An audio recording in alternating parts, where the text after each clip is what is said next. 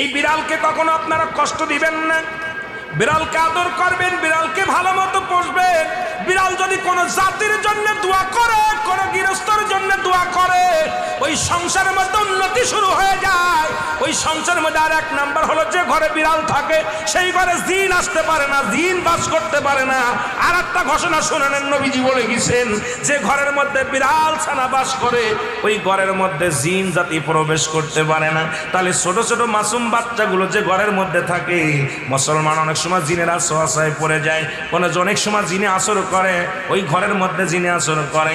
যে ঘরের মধ্যে বিড়ালকে আদর করে বিড়াল থাকে, ওই ঘরের মধ্যে বিলাই বিড়াল বিড়াল বিলাই বিলাই, এইটা যার ঘরের মধ্যে আছে এই ঘরের মধ্যে দুষ্ট জিনেরা আসতে পারে না। জোরে জোরে চিল্লায় বলা যাবে না মারহাবা। একবার নবী সুলাইমান আলাইহিস সালাম শুনতে পাইলেন পাশের বাড়িতে একটা কুকুরকে কষ্ট দিয়ে বিষ